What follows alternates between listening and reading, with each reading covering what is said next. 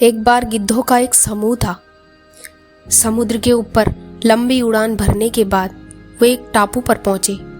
उस टापू पर पहुंचकर वे आनंद से भर उठे। उन्होंने वहां चारों तरफ उड़कर देखा कि वह टापू एक आरामदायक जीवन जीने के लिए सभी आवश्यक वस्तुओं से सुसज्जित था। खाने के लिए मेंढक और मछलियां प्रचुर मात्रा में हैं। वे सब उस द्वीप पर रहने को तैयार हो गए। इस तरह उन्हें हर दिन शिकार के लिए कहीं और जाने की ज़रूरत नहीं पड़ी। वे सब यहाँ मेंढकों और मछलियों का शिकार बिना ज़्यादा मेहनत किए बड़ी आसानी से कर सकते थे। गिद्ध वहाँ बड़े आनंद से रहने लगे। वे ना तो कहीं शिकार करने जाते और ना ही उड़ान भरते थे। दिन भर बस आराम करते थे। उनमें एक बुद्धिमान गिद्ध भी था जो कि अब बूढ़ा हो चुका था। वह अपने ढुलमुल व्यवहार के कारण उन सभी के भविष्य की भविष्यवाणी करता है और उन सब से कहता है, हम ऊंची उड़ान भरने वाले शिकारी पक्षी हैं। अगर हम इसी तरह दिन भर आलस्य और विश्राम करते रहेंगे तो हमारा भविष्य खतरे में पड़ जाएगा। इसलिए हम सभी को वापस जंगल में लौट जाना चाहिए और शिकार करना शुरू कर देना चाहिए। बूढ़े गिद्ध की ये बात सुनकर सभी जोर जोर से हंसने लगे। उनमें से एक कहता है कि कोई मूर्ख ही होगा जो ऐसा सुखमय जीवन छोड़कर वन में लौटेगा। यहाँ आपके प्रस्तावों में किसी को कोई दिलचस्पी नहीं है। अगर तुम जंगल वापस जाना चाहते हो तो तुम जा सकते हो। यह सुनकर बूढ़ा गिद्ध निराश हो जाता है और वापस जंगल में लौट जाता है और वहाँ अपना सुखमय जीवन जीने लगता है।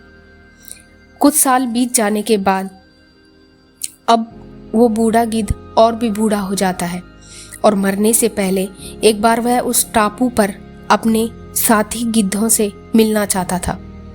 टापू पर पहुंचने के बाद वह चौंक गया क्योंकि द्वीप के चारों ओर उसके साथी गिद्धों के शव पड़े हुए थे।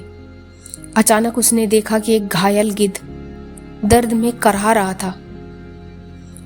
वह उसके पास जाता है और उससे पूछता है कि यह सब कब और कैसे हुआ। घायल गिद्ध उससे बताता है कि कुछ दिन पहले चीतों का एक दल यहाँ आया था। हमने सोचा कि हम उड़कर उन्हें आसानी से चकमा दे सकते हैं, लेकिन दुर्भाग्य से हम उड़ नहीं पाए।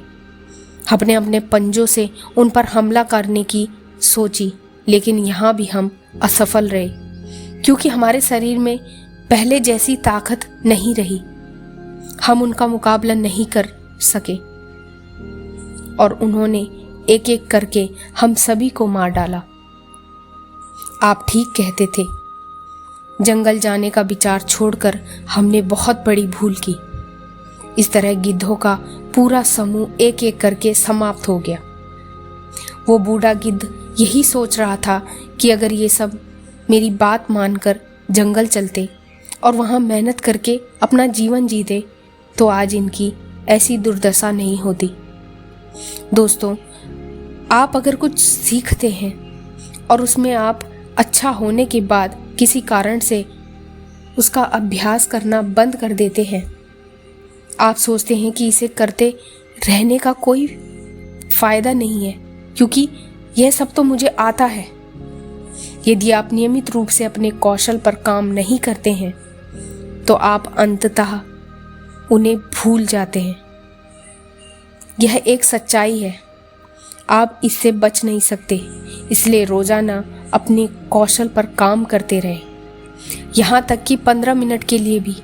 यदि जीवन में सफल होने का गुप्त सूत्र पाना चाहते हो तो अपने कौशल पर अभ्यास करना ना छोड़ें और ऐसा करने से आप जो सीखेंगे उसे कभी नहीं भूलेंगे।